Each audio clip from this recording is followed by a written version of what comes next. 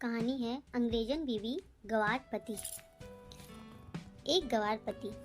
एक लड़की की शादी उसकी मर्जी के खिलाफ एक सीधे साधे लड़की से की जाती है, जिसके घर में एक माँ के अलावा और कोई नहीं है। दहेज में लड़के को बहुत सारे उपहार और पैसे मिल जाते हैं। लड़की किसी और लड़के से बेहद प्यार करती थी और लड़का भी।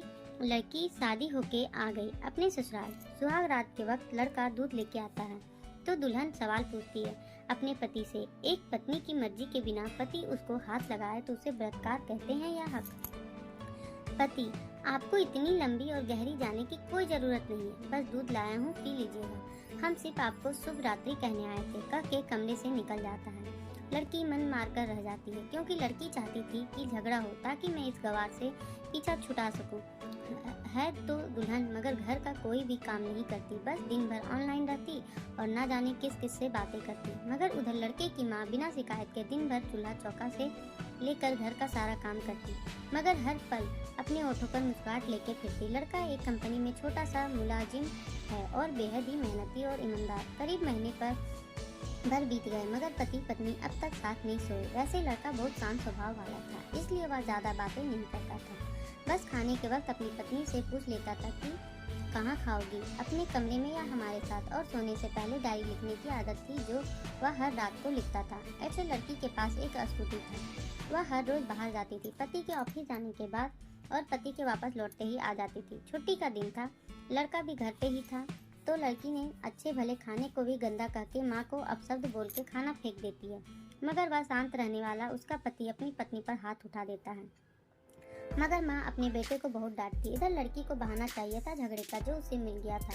वह पैर पटकती हुई स्कूटी लेकर निकल पड़ती है। लड़की जो रोज घर से बाहर जाती थी, वह अपने प्यार से मिलने जाती थी। लड़की भले टूटकर चाहती थी लड़के को, मगर उसे पता था कि हर लड़की की एक हद होती है जिसे इज्जत कहते हैं, वह उसको बचाए रखी थी। इधर लड़की अपने प्यार के पास पहुंचकर कहती, अब तो एक पल भी उस घर में नहीं रहना है मुझे। आज गवार ने मुझ पर हाथ उठा के अच्छा नहीं किया। लड़का, अरे तुमसे तो मैं कब से कहता हूँ कि भाग चलो मेरे साथ कहीं दूर, मगर तुम हो कि आजकल पे लगी रहती हो। लड़की, शादी के दिन मैं आई थी तो तुम्हारे पास, तुम ही ने तो लौटाया था मुझे। लड़का, खाली हाथ कहाँ तक भागोगे, तुम ही बोलो। मैंने तो कहा था कि तुम पैसे और गहने साथ ले लो, तुम तो खाली हाथ आई थी। आखिर दूर एक नई जगह में जिंदगी नए सिरे से शुरू करने के लिए पैसे तो चाहिए ना। लड़की, तुम्हारे और मेरे प्यार के बारे में जानकर मेरे घर वालों ने बैंक के पास बुक, एटीएम और मेरे गहने तक रख लिए थे, तो मैं क्या लाती अपने साथ। हम दोनों मेहनत करके कमा भी तो सकते थे। लड़का, चलाकर इंसान पहले सोचता है और फिर काम करता है, खाली हाथ भागते तो ये इसका भूत 2 दिन में उतर जाता, समझी। और जब भी तुम्हें छूना चाहता हूँ बहुत नखरे है तुम्हारे, बस कहती हूँ शादी के बाद। लड़की, हाँ शादी के बाद ही अच्छा होता है ये सब, और सब तुम्हारा तो है। मैं आज भी एक कुंवारी लड़की हूँ, शादी करके भी आज तक उस गवार के साथ सो ना सकी, क्योंकि तुम्हें ही अपना पति मान चुकी हूँ। बस तुम्हारे नाम की सिंदूर लगानी बाकी है, बस वह लगा दो, सब कुछ तुम अपनी मर्जी से करना। लड़का, ठीक है मैं तैयार हूँ, मगर इस बार कुछ पैसे जरूर साथ लेकर आना। मत सोचना हम दौलत से प्यार करते हैं, हम सिर्फ तुमसे प्यार करते हैं, बस कुछ छोटी मोटी बिजनेस के लिए पैसे चाहिए। लड़की, उस गवार के पास कहाँ होगा पैसा, मेरे बाप से 3 लाख रुपया, ऊपर से मारुति कार लिए, बस कुछ गहने वह लेके आऊंगी आज। लड़का लड़की को होटल का पता देकर चला जाता है। लड़की घर आके फिर से लड़ाई करती है, मगर अफसोस वह लड़की चिल्लाती रहती है, उससे लड़ने वाला कोई नहीं था। रात 8 बजे लड़के का मैसेज आता है व्हाट्सएप पे कि कब आ रही हो। लड़की जवाब देती है, सब्र करो, कोई सोया नहीं है, मैं 12 बजे से पहले पहुंच जाऊंगी, क्योंकि यहाँ तुम्हारे बिना मेरी सांसें घुटती है। लड़का, ओके जल्दी आना, मैं होटल के बाहर खड़ा रहूंगा, बाय। लड़की अपने पति को बोल देती है कि मुझे खाना नहीं चाहिए, मैंने बाहर खा लिया है, इसलिए मुझे कोई परेशान ना करे। इतना कह के दरवाज़ा बंद करके अंदर आती है कि पति बोलता है कि वह अलमारी से मेरी डायरी दे दो, फिर बंद करना दरवाज़ा, हम परेशान नहीं करेंगे। लड़की दरवाज़ा खोले बिना कहती है कि चाबियाँ दो अलमारी की। लड़का, तुम्हारे बिस्तर के पैरों तले है चाबी, मगर लड़की दरवाज़ा नहीं खोलती, बल्कि जोर जोर से गाना सुनने लगती है। बाहर पति कुछ देर दरवाज़ा पीटता, फिर हार कर लौट जाता है। लड़की ने बड़े जोर से गाना बजा रखा था, फिर वह अलमारी खोल के देखती है जो उसने पहली बार खोला था, क्योंकि वह अपना सामान अलग अलमारी में रखती थी। अलमारी खोलते ही हैरान रह जाती है। अलमारी में उसके अपने पास बुक, एटीएम कार्ड थे जो उसके घर वाले ने छीन के रखे थे। खोल के चेक किया तो उसमें वह पैसे भी ऐड थे जो दहेज में लड़के को मिले थे, और बहुत सारे गहने भी जो एक पेपर के साथ थे, और उसकी मिल्की एक लड़की के नाम थी। लड़की बेहद हैरान और परेशान थी। फिर उसकी नज़र डायरी में पड़ती है और वह जल्दी से वह डायरी निकाल के पढ़ने लगती है।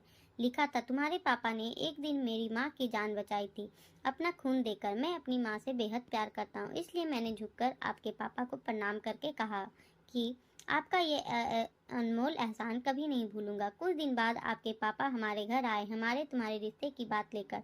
मगर उन्होंने आपकी हर बात बताई हमें कि आप एक लड़के से बेहद प्यार करती हो। आपके पापा आपकी खुशी चाहते थे, इसलिए वह पहले लड़के को जानना चाहते थे।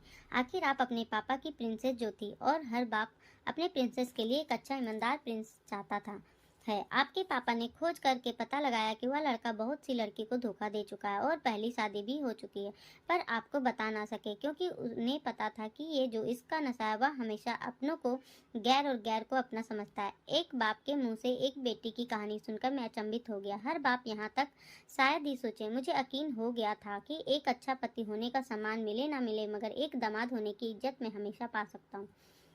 मुझे दहेज में मिले सारे पैसे मैंने तुम्हारे इस अकाउंट में कर दिए हैं, और तुम्हारे घर से मिली गाड़ी आज भी तुम्हारे घर पे है, जो मैंने इसलिए भेजी ताकि जब तुम्हें मुझसे प्यार हो जाए तो साथ चलेंगे कहीं दूर घूमने।